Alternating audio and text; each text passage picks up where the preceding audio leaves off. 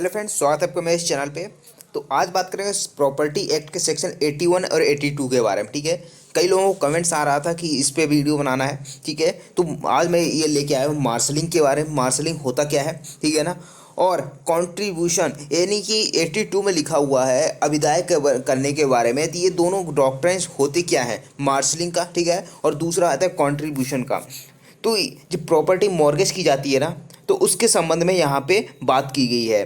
तो चलिए देखते हैं, स्टार्ट करते हैं आज का सेशन। इस वीडियो को लाइक करें, हमारे चैनल को सब्सक्राइब कर बेल आइकन जरूर प्रेस करें हमारी न्यू वीडियो सबसे पहले देखने के लिए। बेयर एक्ट में देखें तो सेक्शन 81 क्या कहता है, प्रतिभूतियों का क्रमबद्ध है। यानी कि जो मार्शलिंग किसकी हो रही है, सिक्योरिटीज़ की मार्शलिंग के बारे में बात की गई है। अब सिक्योरिटी कैसी, अब मान लीजिए ए को पैसे की ज़रूरत पड़ी, तो इसके पास कुछ प्रॉपर्टी थी, ठीक है, मूवेबल प्रॉपर्टी थी। वो क्या कर दिया, बी के पास बंधक रख दिया, इमूवेबल प्रॉपर्टी। ठीक है, जो मूवेबल प्रॉपर्टी होती है उसका क्या किया जाता है, गिरवी किया जाता है। तो आप कॉन्ट्रैक्ट एक्ट में देखेंगे 172 गिरवी की बात करता है, ठीक है ना। और इमूवेबल प्रॉपर्टी की बात करते हैं तो यहाँ पर क्या आ जाता है, यहाँ पर मॉर्गेज की बात आती है। तो ये ने क्या किया है, पैसे ले लिए पी से और सिक्योरिटी के रूप में अपनी प्रॉपर्टी की बंधक रख दी, किसके पास, बी के पास। और ये एक प्रॉपर्टी और थी, ठीक है ना, इसको भी इसके पास बंधक रखा था।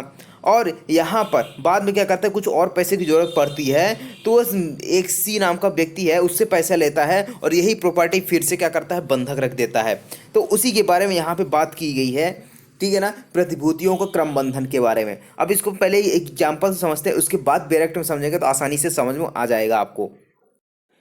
डॉक्ट्रिन ऑफ मार्शलिंग, ठीक है ना, क्रम बंधन, ये सारे डॉक्ट्राइन्स मैंने पढ़ाए हुए हैं। ठीक है, आप देख सकते हैं जब मेरे चैनल पे जाके, तो all doctrines of TP act के नाम से यहाँ पे मैंने एक वीडियो बनाया हुआ है जिसमें सारे डॉक्ट्राइन्स टीपी एक्ट के मैंने कवर कराए हैं।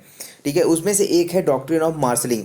इसमें क्या है, 81 में मार्शलिंग के बारे में बताया गया है। आप इसको रीड विद 56 के साथ कर सकते हैं, यानी कि जो धारा 56 है, ठीक है, टीपी एक्ट की, उस सेम इसी प्रकार की बात करता है। मैंने यहाँ पे 56 बताया हुआ है, आप जाके वीडियो लेक्चर देख सकते हैं। ठीक है, तो यहाँ पे मार्शलिंग की बात करें, जैसे ए नाम का व्यक्ति है, ठीक है, ए नाम की व्यक्ति के पास 3 प्रॉपर्टी है, एक्स, वाई और जेड, 3 प्रकार की प्रॉपर्टी थी, ठीक है ना। और तीनों प्रॉपर्टी को क्या करता है, बी के पास बंधक रखता है और बंधक रखने के बाद इससे क्या करता है, कुछ पैसे उधार लेता है। कौन उधार ले रहा है, ए, ठीक है। अब ए ने क्या किया है, पैसे उधार लिए, तो ए कौन हुआ, मॉर्गेजर हुआ, ठीक है। और ए को मॉर्गेज प्रॉपर्टी हो गई एक्स बाई जेड, और बी कौन हो गया, मॉर्गेजी हो गया, जहाँ पर इसको प्रॉपर्टी को बंधक रखा गया है। अब बी से क्या कर लिया, 10 लाख रुपए उधार लेता है। अब बी से कितना, 10 लाख रुपए उधार लिया, किसने, ए ने। और प्रॉपर्टी कौन सी रखी, एक्स बाई जेड। अब यहाँ पे क्या होता है, बाद में ए को कुछ पैसों की और ज़रूरत पड़ती है, तो एक कुछ पैसों की और जो ज़रूरत पड़ी, तो क्या किया, इसमें से जो जेड नाम की प्रॉपर्टी है, अब जेड नाम की एक्स बाई जेड यानी तीनों प्रॉपर्टी को बंधक रखा था बी के पास, लेकिन अब ये क्या कर रहा है, अगेन जेड को प्रॉपर्टी को, जो जेड नाम की प्रॉपर्टी है उसको सी के पास बंधक रखता है। ठीक है, अब यहाँ पे 2 चीज़ें हो गई, एक तो पहला कि एक्स बाई जेड तीनों प्रॉपर्टी को बी के पास बंधक रखता है, ठीक है, और दूसरा आता है जेड, ठीक है ना, जेड जो प्रॉपर्टी है उसको दोबारा क्या करता है, बंधक कर देता है सी के पास। अब जब यहाँ पे पैसे लेने की बात आती है, जब बी क्या करेगा, अपने 10 लाख रुपए लेगा, तो यहाँ पर जो एक्स और वाई प्रॉपर्टी थी पहले से इसमें वसूल करेगा, एक्स और वाई प्रॉपर्टी से, ना कि जेड से, ठीक है ना। जेड को अब तब तक के लिए छोड़ दिया जाएगा। सी क्या कहेगा यहाँ पे, जो सब्सिक्वेंट मॉर्गेजी है, यानी कि सब्सिक्वेंट मॉर्गेजी कौन हो गया, सी हो गया आपका। ठीक है, तो जब सी क्या कहेगा कि भैया बी, आप एक काम करो, पहले एक्स और वाई प्रॉपर्टी थी उससे आप उसको बेच के या फिर जैसे भी हो आप पैसे वसूल कर लो। अगर उससे पैसे वसूल नहीं होते तब फिर आप जेड की तरफ आइएगा। अदरवाइज आपको अगर एक्स वाई से वसूल हो जाता है तो आप जेड पर नहीं कर सकते, ठीक है ना। तो यहाँ पर यही चीज़ बताया गया है कि मार्शलिंग का मतलब है कि सबसे पहले तो ये एक्स और वाई यानी कि जो प्रॉपर्टी मॉर्गेज नहीं रखी गई है अदर पर्सन को, उसको क्या करना होगा, सबसे पहले उससे वसूल किया जाएगा। अगर उससे भी वसूल नहीं होता है तब फिर वहाँ पे जो अदर पार्टी को क्या किया गया, बंधक रखी गई है, उससे वसूल करेगा जेड प्रॉपर्टी। अब मान लीजिए इससे, ठीक है। अदरवाइज यहाँ पे अगर एक्स वाई से हो सकती है तो एक्स वाई जो प्रॉपर्टी है उससे वसूल करेगा उसको बेच के। तो ये चीज़ कहलाता है मार्जिनिंग कहलाता है। यही चीज़ आपका सेक्शन 81 कहता है। अब इसको हम पढ़ते हैं यहाँ बैरेक्ट में, तो आपको आसानी से समझ में आ जाएगा। तो यहाँ पे देखें बैरेक्ट में, तो यहाँ पे क्या बताया गया है कि दो या अधिक संपत्तियों का स्वामी, यानी कि स्वामी कौन है, स्वामी एक है, उसके पास प्रॉपर्टी कितनी है, दो या अधिक प्रॉपर्टी है। अब वो क्या करता है, दो या अधिक प्रॉपर्टी जितनी भी है वो किसी एक व्यक्ति के पास बंधक रखता है, यानी कि मॉर्गेजी कौन हो गया, जिसके पास बंधक रखी जा रही है। अब उसकी जो दो या अधिक संपत्ति थी ना उस स्वामी की, इस वाले के पास, उसने क्या कर दी, वो सभी प्रॉपर्टी को क्या कर दिया, बंधक रख दिया किसी व्यक्ति के पास। और फिर उन संपत्तियों में से एक या अधिक प्रॉपर्टी, यानी कि इसके पास दो या अधिक जो जितनी प्रॉपर्टी थी जिसको बंधक रखा गया था, उस प्रॉपर्टियों में से कोई एक या फिर दो या तीन जितने भी प्रॉपर्टी हैं उनमें से क्या करता है, फिर से बंधक रख देता है। जैसे कि अभी हमने देखा था ना कि एक्स वाई जेड वाली प्रॉपर्टी थी, तो एक्स वाई जेड तीनों प्रॉपर्टी को बंधक रखा और उसके बाद क्या किया, जो लास्ट वाली प्रॉपर्टी थी यानी जेड प्रॉपर्टी थी उसको अगेन फिर से क्या कर दिया, बंधक रख दिया। तो वहाँ वही चीज़ यहाँ पे बताया गया कि अधिक प्रॉपर्टी किसी अन्य व्यक्ति के पास बंधक रखता है, यानी कि एक ही प्रॉपर्टी को दो बार मॉर्गेज कर दिया। तो तत्प्रतिकूल संविदा के अभाव में, यानी कि कॉन्ट्रैक्ट अगर है तो ठीक है, ठीक है, कॉन्ट्रैक्ट के अनुसार चलेगा। यदि कॉन्ट्रैक्ट नहीं है तो फिर 81 आता है यहाँ, ठीक है ना। तो यहाँ पे कॉन्ट्रैक्ट नहीं है, कॉन्ट्रैक्ट के अभाव में पाक्षिक बंधकदार, यानी पाक्षिक यानी कि कौन हो गया आपका, सब्सिक्वेंट मॉर्गेजी, यानी कि जैसे कि सी सब्सिक्वेंट मॉर्गेज होगी जिसके पास बाद में रखा गया था, तो वो इस बात का हकदार है, यानी कि वो इंटाइटल है सी कि वह पूर्विक बंधक ऋण को, यानी कि जो पहले बंधक किया गया था, ठीक है, जो प्रॉपर्टी बंधक की गई थी और बंधक ऋण लिया गया था, उससे बंधक ना की गई संपत्तियों में से वहाँ एक तुष्ट करवाए जहाँ तक उससे उसकी तुष्टि हो सकती है, यानी कि एक्स वाई प्रॉपर्टी से उसकी क्या हो सकती है, उसकी वसूली पूरी हो सकती है, रिकवरी हो सकती है। तो वहाँ पर क्या किया जाएगा, जेड प्रॉपर्टी को हाथ नहीं लगाया जाएगा, ठीक है। किंतु ऐसे नहीं कि पूर्विक बंधकदार की या किसी अन्य व्यक्ति के जिससे उन संपत्तियों में किसी संपत्ति का कोई हद प्रतिफलन अर्जित किया है अधिकारों पर प्रतिकूल प्रभाव पड़े। अब यहाँ पे ऐसे वसूल नहीं किया जाएगा, ऐसे रिकवरी नहीं की जाएगी जो जेड प्रॉपर्टी थी उस पर इफेक्ट डाले, क्योंकि उसे प्रतिफल स्वरूप वहाँ पे खरीदा गया था प्रॉपर्टी, यानी मॉर्गेज किया गया था, खरीदा नहीं मतलब मॉर्गेज की गई थी, ठीक है। तो उस पर प्रतिकूल प्रभाव नहीं पड़ना चाहिए। तो ये चीज़ यहाँ पे बताया गया। तो आपको क्या करना होगा, जो पहले वाले मॉर्गेजी हैं यानी कि पूर्वी जो बंधकदार हैं वो क्या करेंगे, पहले अपनी जो प्रॉपर्टी बंधक नहीं रखी गई है उससे अपनी जो तुष्टि करेंगे। अगर उससे नहीं हो पाती तो फिर बाद में उस प्रॉपर्टी में आ सकते हैं, अदरवाइज यहाँ पे उस प्रॉपर्टी को नहीं आएंगे। तो ये कहलाता है आपका मार्शलिंग के बारे में, ठीक है। तो अब ये हो गया मार्शलिंग। अब नेक्स्ट आता है आपका 82 क्या बात करता है, यहाँ पे 3 रूल्स बताए गए, 3 रूल्स का मतलब 3 पैरा बताए गए हैं यहाँ पर जो अलग अलग बातें करते हैं, ठीक है। तो यहाँ पे पहला ये हेडिंग बात कर रहे हैं, तो बंधक ऋण की बाबत अभिदाय, यानी कि कंट्रीब्यूशन की बात किया जा रहा है। अब मान लीजिए आप पार्टी करने जा रहे हैं, ठीक है ना, अब पार्टी करने जा रहे हैं तो ऐसा हो सकता है कि या तो कोई एक व्यक्ति पार्टी दे सकता है या फिर जो 4-5 दोस्त हैं सभी कुछ मिला कर कॉन्ट्रीब्यूशन करने के बाद वो पार्टी करते हैं। तो उसी प्रकार से यहाँ पे कॉन्ट्रीब्यूशन की बात की गई है, ठीक है। तो इसको बात करें यहाँ पर अब, यहाँ पर जहाँ की बंधक के अध्ययन संपत्ति, यानी कि मॉर्गेज यहाँ भी प्रॉपर्टी है, ठीक है, तो मॉर्गेज की जा रही है, तो संपत्ति ऐसे 2 या अधिक व्यक्तियों की है, यानी कि एक प्रॉपर्टी थी, ठीक है ना। अब एक प्रॉपर्टी में 3 हिस्से थे। अब इसके स्वामी क्या है, उसमें सुभिन्न और पृथक स्वामित्वाधिकार है, यानी कि ये जो प्रॉपर्टी है पूरी चीज़ बंधक रखी गई प्रॉपर्टी है। अब इसमें जो क्या है कि A, B और C ये 3 अलग अलग स्वामी हैं उस प्रॉपर्टी के, और इस पूरी प्रॉपर्टी को क्या कर दिया गया, बंधक रखा गया, और बंधक रखने के बाद कुछ यहाँ पे मॉर्गेज मनी के रूप में लिया गया, ठीक है। तत्प्रतिकूल संविदा ना होती, यहाँ पे भी वही चीज़ बताइए, कॉन्ट्रैक्ट नहीं होगा तभी ये चीज़ आएगी, ठीक है। अगर कॉन्ट्रैक्ट होगा तो कॉन्ट्रैक्ट के अनुसार चलेगा। तब एक चीज़ तो आपको क्लियर होगी इस सेक्शन में कि जो संपत्ति है वो 3 लोगों की है और उसको मॉर्गेज किया गया है, ठीक है ना, एक व्यक्ति को, अब जिसमें उसके सुभिन्न और पृथक स्वामित्व अधिकार है, यानी कि इनके अलग अलग जो उसके मालिक हैं, ठीक है, ये अलग अलग अंश में। तो ऐसी संपत्ति के विभिन्न अंश या भाग जो ऐसे व्यक्तियों के स्वामित्व में है उस बंधक द्वारा प्रतिभूत ऋण के अनुपात में अदाय करने के दायी होंगे। और ऐसा हर अंश और भाग जिस अनुपात में अदाय करेगा उसके अवधारण के प्रयोजन के लिए ऐसे मूल्य के किसी अन्य बंधक, यानी कि अब यहाँ पे एक एग्जाम्पल से समझते हैं, उसके बाद इसको पढ़ते हैं, ठीक है। अब यहाँ पे बात करें, जैसे ये प्रॉपर्टी है, ठीक है। अब ये जो प्रॉपर्टी है वो 3 भागों में डिवाइड है। अब 3 भागों में डिवाइड है तो कुछ अंश किसका है, ए का है, कुछ अंश जो बीच वाला है वो बी का है, और लास्ट वाले जो अंश बचा हुआ है वो डी का है, ठीक है ना, ए बी और डी। अब ये 3 क्या हैं, अलग अलग मालिक हैं इस प्रॉपर्टी के, ठीक है। तो इनके अलग अलग अंश डिवाइड किए गए हैं। अब क्या हुआ कि इनको पैसे को ज़रूरत पड़ी थी, ये जो पूरी प्रॉपर्टी थी इस पूरी प्रॉपर्टी को बंधक रखते हैं सी के पास, ठीक है। अब सी के पास बंधक रखेंगे तो यहाँ पे कुछ लोन लिया होगा इन्होंने।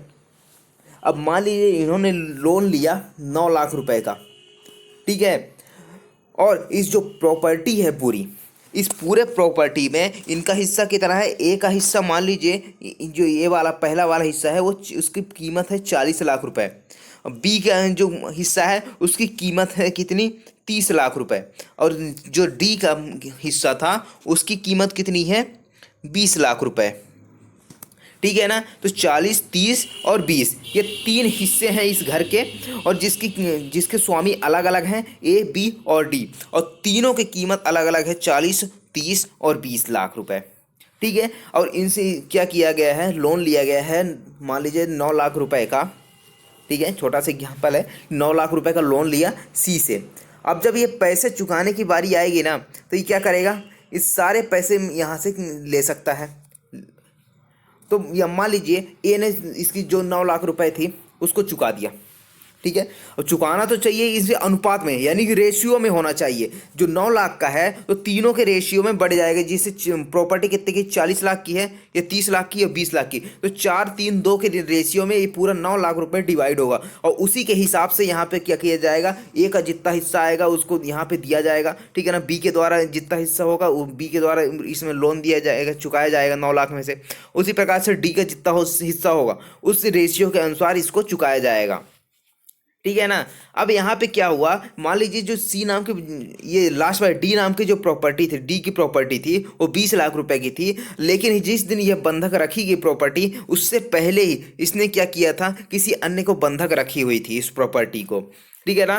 तो जो बंधक रखी हुई थी, मान लीजिए 10 लाख के रुपए में रखा गया था, तो यहाँ पे 10 लाख इससे माइनस हो जाएगा। 20 जो लिखा है ना 20 लाख रुपए, तो एक्चुअल कीमत है इसकी कितनी हो गई, 10 लाख रुपए, क्योंकि 10 लाख से पहले ही क्या कर दिया था, बंधक रख दिया था। तब यहाँ पे जो इसका रेशियो होगा पूरे 9 लाख रुपए का ना, वो डिवाइड होगा अब इस रेशियो में, यानी 40, 30 और 10 के रेशियो में, ठीक है। अब एक्चुअल जो कीमत है ना, यानी क्योंकि जो डी है ये क्या किया था, पहले ही बंधक कर दिया था, या फिर डी की प्रॉपर्टी में किसी अन्य व्यक्ति का चार्ज बना हुआ है उस पर, ठीक है।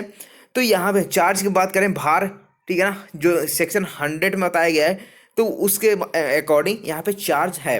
तब यहाँ पे इसका एक्चुअल कीमत कितनी हो जाएगी, 10 लाख रुपए हो जाएगी, और इसी के अकॉर्डिंग यहाँ पे रेशियो में डिवाइड होकर यहाँ पे उसी अनुपात में इस 9 लाख रुपए को चुकाया जाएगा, चुकता किया जाएगा, ठीक है। तो ये हो गया आपका। अब इसको देखते हैं वही चीज़ यहाँ पे बेयर एक्ट में।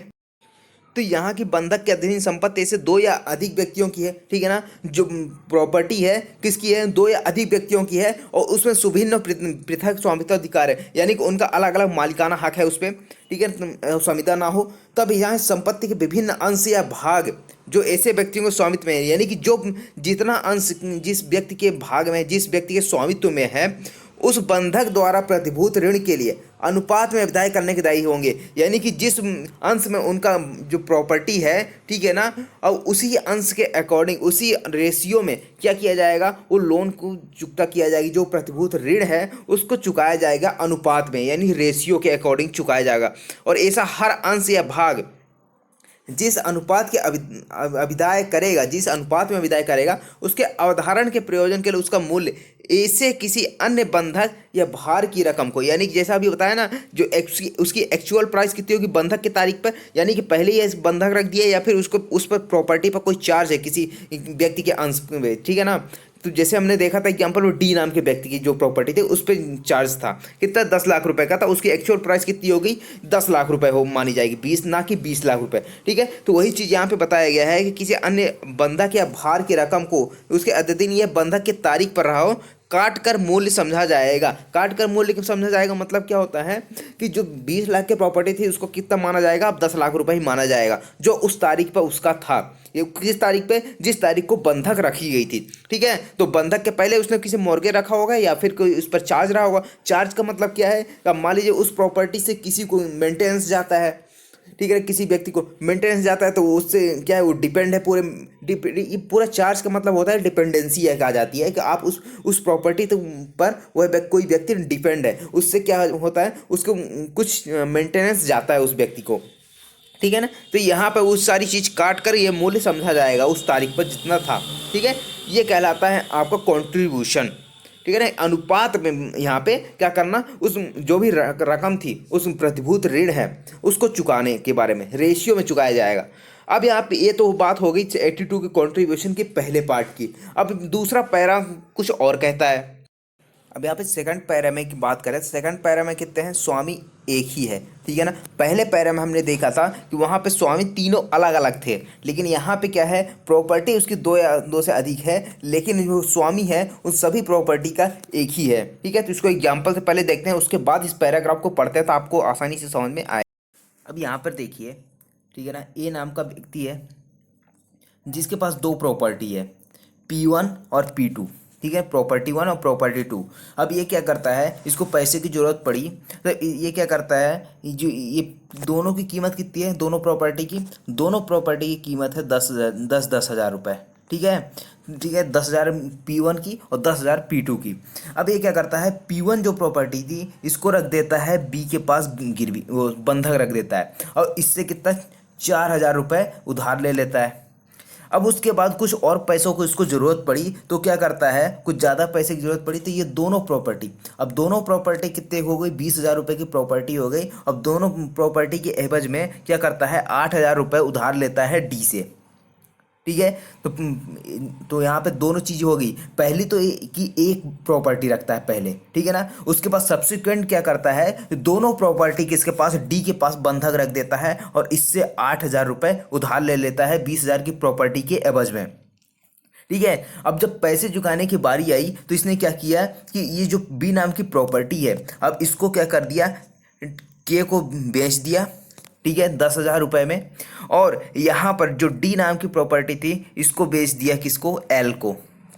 जब यहाँ पे बेचा गया तो चूंकि ये प्रॉपर्टी बंधक थी तो पहले तो क्या करना होगा, जो बंधक राशि है उसको चुकानी होगी। तो यहाँ पे के ने क्या किया कि सबसे पहले तो जो इससे 4,000 रुपये लिया था तो उसको 4,000 रुपये दे दिया, यानी कि अब इसके पास कितनी की प्रॉपर्टी बची, 6,000 रुपये की प्रॉपर्टी बची, 10,000 में से 6,000 रुपये की। अब यहाँ पे क्या हुआ कि बाकी जो 8,000 रुपये भी क्या किया गया था, बंधक किया गया था। तब यहाँ पे क्या है कि जो प्रॉपर्टी थी P1 और P2, ये दोनों प्रॉपर्टी क्या है कि पहले यहाँ पे डी के पास क्या की गई थी, बंधक रखी गई थी बाद में, यानी कि पहले जो किया गया था उसको चुकता हो गया है। ठीक है ना, ऋण का। अब यहाँ पे क्या हुआ कि अब ये जो के है जिसको प्रॉपर्टी सेल की गई थी, ठीक है, अब उसका क्या हुआ कि प्रॉपर्टी जो बी नाम की थी, यानी कि प्रॉपर्टी P1 थी, इसका तो चुकता कर दिया।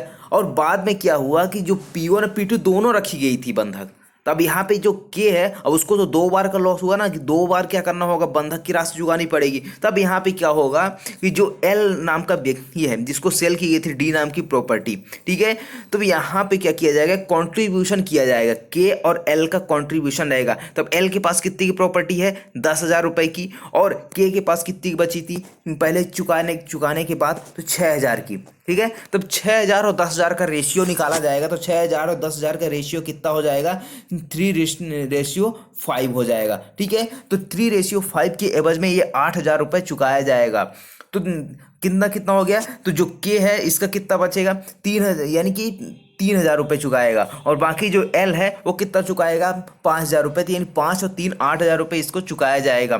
तो ये चुकाया क्यों गया इसके दोनों के द्वारा, कंट्रीब्यूट क्यों हुआ, क्योंकि पहले जो प्रॉपर्टी थी सिर्फ एक के पास रखी गई थी, लेकिन बाद में क्या किया गया, दोनों प्रॉपर्टी को बंधक रख दिया गया, इसलिए यहाँ पे कंट्रीब्यूशन का मामला चल रहा है। ठीक है, तो इसलिए क्या किया जाएगा, रेशियो में कंट्रीब्यूट किया जाएगा और उस प्रॉपर्टी को छुड़ाया जाएगा। ठीक है ना, ये हो गया आपका। अब इसको बेरेक्ट में देखते हैं। अब यहाँ पे जहाँ की एक ही स्वामी की दो संपत्तियाँ, ठीक है ना, दो प्रॉपर्टी अभी हमने देखी, पूरा मैथ अभी देख लिया, ठीक है, कानून में। तो यहाँ पे क्या है कि उसकी दो प्रॉपर्टी थी, P1 P2 अभी देखा, जिसको पहले क्या करता है, एक ऋण की प्रतिभूति के लिए बंधक रखता है, फिर दोनों को क्या करता है, पहले एक के लिए फिर दोनों प्रॉपर्टी क्या करता है, बंधक रख देता है बाद में चुकाने के लिए। ठीक है, तो यहाँ पे क्या लिखा है, पूर्वभावी ऋण पूर्वक संपत्ति से चुकाया गया, यानी कि जो पहले ऋण चुकाया गया था उसको क्या क्या किया जाएगा, अब जिस संपत्ति में से पूर्वभावी ऋण चुकाया गया है उसके मूल्य में से पूर्वभावी ऋण की रकम काट कर, यानी कि पहले हमने देखा था, ठीक है ना, जैसे उसने प्रॉपर्टी कितना 4,000 रुपये उसने चुका दिया, अब जो जितनी की प्रॉपर्टी बची 10,000 में से कितने की प्रॉपर्टी बची थी, 6,000 रुपये की, तब उससे क्या किया जाएगा, वो 10,000 में से 4,000 माइनस कर दिया जाएगा, यानी घटा दिया जाएगा, तो 6,000 बची। अब उसके बाद क्या होगा, उत्तरभावी ऋण में अनुपाती अभिदाय करने का दायी होगा, यानी कि कॉन्ट्रीब्यूशन होगा, यानी कि दो लोगों को बेची थी ना, एल और के को, तब यहाँ पे दोनों को क्या होगा, कॉन्ट्रीब्यूशन होगा, उसके बाद वहाँ पे पूरा राशि चुकाई जाएगी, उसकी प्रॉपर्टी को बाद में लिया जा सकता है। ठीक है, अब इसके बाद ये हो गए दो रूल। अब तीसरा रूल क्या कहता है कि पार्षिक बंधकदार के दावे के लिए जो संपत्ति धारा 81 के अधीन दायी है उसे इस धारा की बात कोई लागू नहीं होगी, यानी कि जो पहले मार्शलिंग के लिए आता है ना, यानी कि 81 के अधीन यदि कोई है तो वहाँ पे 81 ही लागू होगी, ये कंट्रीब्यूशन वाला मामला यहाँ पे लागू नहीं होगा। ठीक है, तो मार्शलिंग के तहत ये कंट्रीब्यूशन लागू नहीं होता, मार्शलिंग के लिए है यदि तो ये चीज़ यहाँ पे बता दी गई। तो आई होप आपको ये पूरा मार्शलिंग कंट्रीब्यूशन समझ में आया होगा। यदि आपको समझ आया तो प्लीज़ लाइक करिएगा और शेयर करिएगा अपने दोस्तों के साथ। ठीक है, तो थैंक यू, मिलते हैं अगले नेक्स्ट लेक्चर पे।